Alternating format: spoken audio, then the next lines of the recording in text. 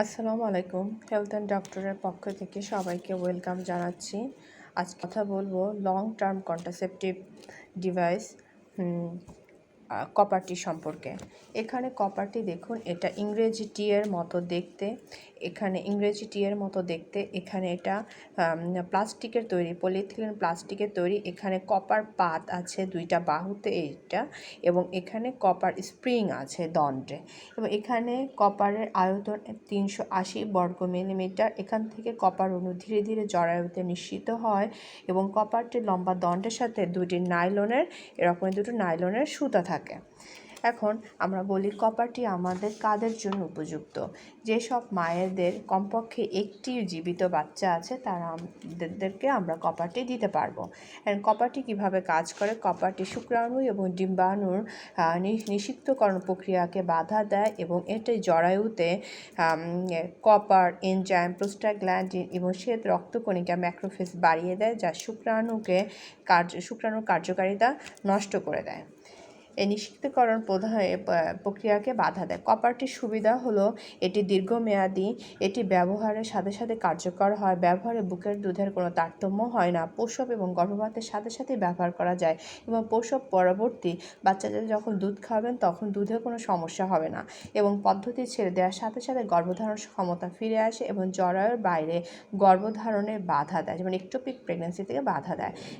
এই আইইউডির অসুবিধা হলো কোনো গ্রহীতার ক্ষেত্রে প্রথম কয়েক মাস তলপেটে ব্যথা হতে পারে, কোনো গ্রহীতার ক্ষেত্রে প্রথম কয়েক মাস মাসিকের সময় রক্তস্রাব বেশি হতে পারে, কিছু ক্ষেত্রে আইইউডি জরায়ু থেকে বের হয়ে যেতে পারে, এবং মাঝে মাঝে জরায়ু ছিদ্র হয়ে যেতে পারে। এটা খুবই কদাচিৎ, এবং সুতাজনিত সমস্যা হতে পারে, অনেকে সুতা অনুভব করতে পারে না, এবং যৌনরোগ এবং এইডস প্রতিরোধ করে না। এবং এখন আমরা বলি কপারটি প্রয়োগের সময়। এটা মাসিক চক্রের সময় ব্যবহার করা যেতে পারে, মাসিকের 1 থেকে 7 দিনের মধ্যে, প্রসব পরবর্তী সময় এটা ব্যবহার করা যেতে পারে, মাসিক স্বাভাবিক প্রসবের পর জরায়ু ফুল বের হওয়ার সাথে, এবং 48 ঘন্টা পর্যন্ত। যদি 48 ঘন্টার মধ্যে প্রয়োগ না করা যায় তবে 4 সপ্তাহ পর্যন্ত প্রয়োগ করা যাবে না। সিজারিয়ান অপারেশনের সময়ও ব্যবহার করা যাবে।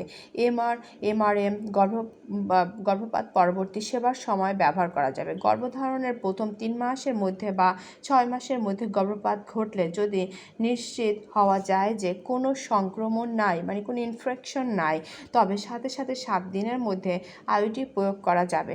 যদি গর্ভপাত হওয়ার 7 দিনের বেশি সময় পার হয়ে যায় তবে সেই সময় আইইউডি প্রয়োগ করা যাবে যদি গর্ভবতী নয় নিশ্চিত হন।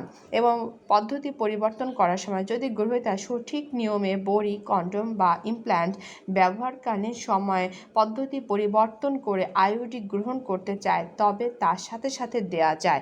ইনজেকশন গ্রহীতার ক্ষেত্রে ইনজেকশনের পরবর্তী ডোজ নেওয়ার আগে আইইউডি প্রয়োগ করা যাবে না। এখন আমরা কথা বলি পদ্ধতি পরিবর্তন করার সময়। যদি গ্রহীতা সঠিক নিয়মে বড়ি, কন্ডোম এবং ইমপ্ল্যান্ট ব্যবহারকালীন সময় পদ্ধতি পরিবর্তন করতে চায়, পরিবর্তন করে আইইউডি গ্রহণ করতে চায়, তখন দেওয়া যাবে। কিন্তু ইনজেকশন গ্রহীতার ক্ষেত্রে ইনজেকশনের পরবর্তী ডোজ শেষ হওয়ার আগে আইইউডি প্রয়োগ করা যাবে না। এবং বাচ্চা বুকের দুধ খাওয়ার সময় প্রসব পরবর্তী 6 মাসের মধ্যে, এবং প্রসবের 4 সপ্তাহ থেকে 6 মাস পর্যন্ত যদি সন্তান শুধুমাত্র বুকের দুধ খায় এবং আর মাসিক না হয় তবে আইইউডি প্রয়োগ করা যায়।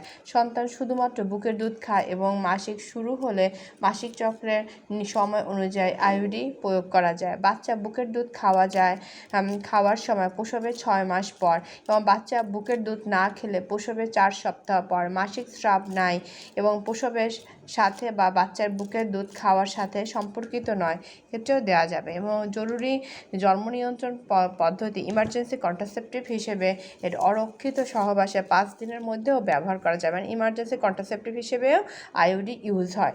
এখন আমরা আইইউডি প্রয়োগ করার পূর্বে কাউন্সেলিং কী করব? গ্রহীতাকে অন্যান্য সকল পদ্ধতি সম্পর্কে অবহিত করব, গ্রহীতাকে আইইউডি গ্রহণ করার সিদ্ধান্ত নিতে সাহায্য করব। আইইউডি সম্পর্কে বিস্তারিত তার জানতে হবে, ছবি, ফ্লিপচার্ট চার্ট এগুলো সব দেখিয়ে আপনার এই কপারটি সম্পর্কে তা জানতে হবে এবং এই কপারটি কী, মেয়াদ কতদিন, কিভাবে কাজ করে, কিভাবে প্রয়োগ করে, সুবিধা অসুবিধা এবং পার্শ্ব প্রতিক্রিয়া জটিলতা সম্পর্কে জানতে হবে। আইওডি সম্পর্কে ভুল এবং কাল্পনিক ধারণা ও কুসংস্কার নিরসন করা এবং যৌনবাহিত রোগ সংক্রমণের ঝুঁকি নিরূপণ করাও এটা একটা উদ্দেশ্য। আইওডি গ্রহণ করার পর কাউন্সিলিংয়ে করণীয় কী, ফলো আপ সম্পর্কে বলা এবং সুতা পরীক্ষার সময় নিয়ম বলা, কখন এবং কী কারণে গ্রহীতাকে সেবা কেন্দ্রে আসতে হবে তা বলা এবং গ্রহীতা সেগুলো মেনে চলা এবং গ্রহীতাকে একটি কার্ড দেওয়া যাতে উল্লেখ থাকবে আইওডি কপারটির নাম কি, কোন ধরনের, প্রয়োগের তারিখ কবে, এটা খোলার তারিখ কবে, এটা ফলো আপের তারিখ কবে এবং আইওডি প্রয়োগকারীর নাম ও স্বাক্ষর, যে সকল কারণে সেবা কেন্দ্রে গ্রহণ করতে হবে এবং গুরুত্বপূর্ণ তথ্যসমূহ গ্রহীতা বুঝতে পেরেছে কিনা তা উত্তরের মাধ্যমে গ্রহীতার কাছ থেকে জেনে নিতে হবে। এবং যে সকল বিষয়ে সময় আইওডি দেওয়া যাবে না।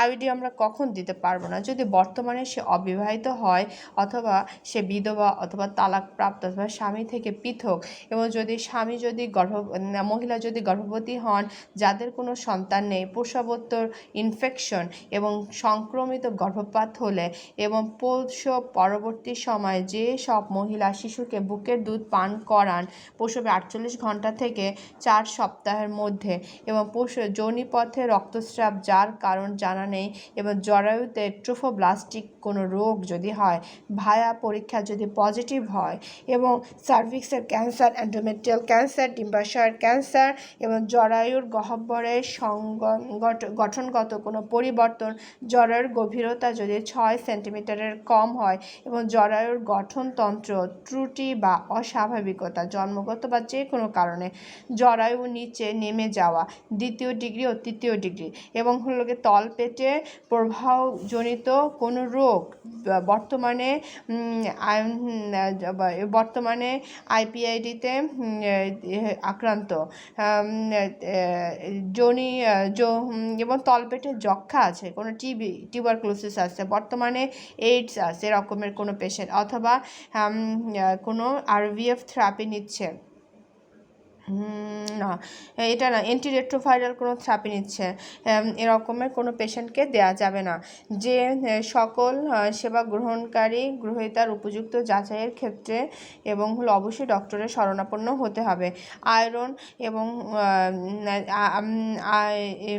আয়রন ডেফিসিয়েন্সি, অ্যানিমিয়া, থ্যালাসেমিয়া ও সিকল সেল ডিজিজ থাকলে আইওডি প্রয়োগে রক্তক্ষরণ বেড়ে যাওয়ার ঝুঁকি থাকে, মানে কোনো রক্ত স্বল্পতা এবং আয়রন কমাচ্ছে রকমের কোনো রক্ত স্বল্পতা, কোনো থ্যালাসেমিয়া, সিকল সেল ডিজিজ থাকলে এক্ষেত্রে রক্তক্ষরণের ঝুঁকি বেশি থাকে।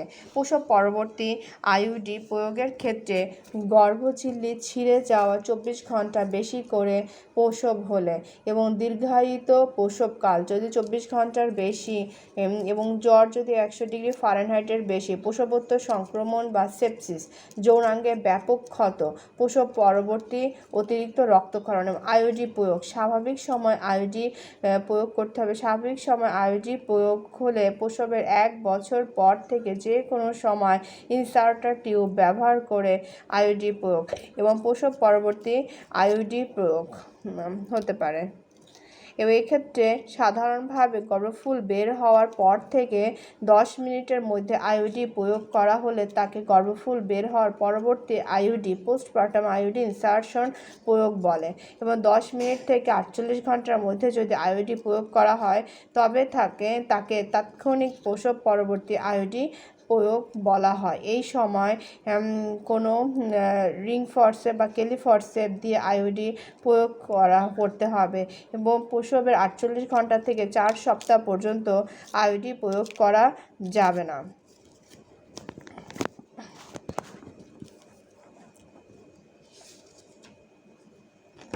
এখন আমরা বলি এটার প্রসব পরবর্তী সময়ে এটার জটিলতা কী হতে পারে। প্রসব পরবর্তী সময় অথবা যে কোনো সময় আইওডি ইনসার্টের পরে জটিলতা কী কী হতে পারে।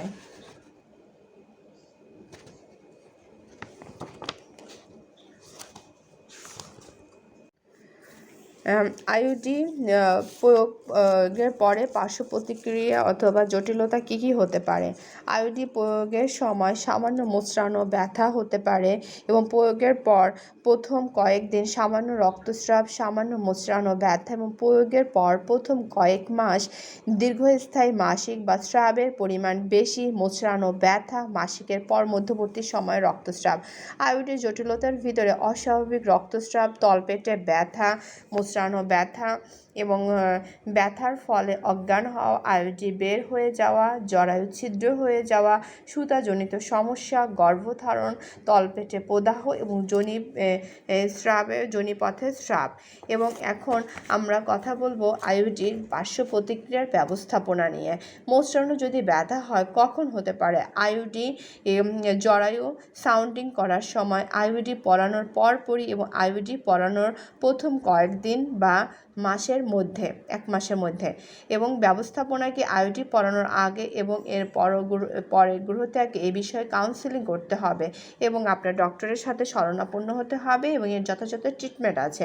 এখন আমরা আইইউডির পরে আমরা কখন আমরা ফলো আপে আসবো। নিয়মিত ফলো আপ, আইইউডি ব্যবহারের কোনো সমস্যা হচ্ছে কিনা এবং তা সঠিকভাবে কাজ করছে কিনা তা জানার জন্য 3 বার ফলো আপ করতে হয়। প্রথমবার, দ্বিতীয়বার এবং তৃতীয়বার। প্রথমবার প্রয়োগের 1 মাস পর বা প্রথম মাসিকের পর অথবা 1 মাস +- 7 ডে। প্রথম প্রসব পরবর্তী 6 সপ্তাহ পর প্রথম আইইউডি ফলো আপ। দ্বিতীয় ফলো আপ প্রয়োগের 6 মাস পর +- 1 মাস। তৃতীয়বার প্রয়োগের 12 মাস, এটা +- 1 মাস। অনিয়মিত অথবা জরুরি ফলো আপ যে কোনো সমস্যা বা জটিলতার জন্য গ্রহীতাকে সেবাদানকারীর কাছে বা নিকটস্থ সেবাদান কেন্দ্রে আসতে হবে। এগুলো জরুরি ফলো আপের অন্তর্ভুক্ত। তো আমরা আশা করি কপারটি সম্পর্কে আমরা ডিটেলস একটু জানলাম। তো আমরা গ্রহীতা হিসেবে এবং সেবাদানকারী হিসেবে দুজনকেই আমাদের গ্রহীতা সম্পর্কে এবং সেবাদানকারী হিসেবে দুজনকেই আমাদের একজন আরেকজনের সাথে কাউন্সেলিং করে কথা বলে এবং ডিটেলস গ্রহীতাকে এ ব্যাপারে জানতে হবে।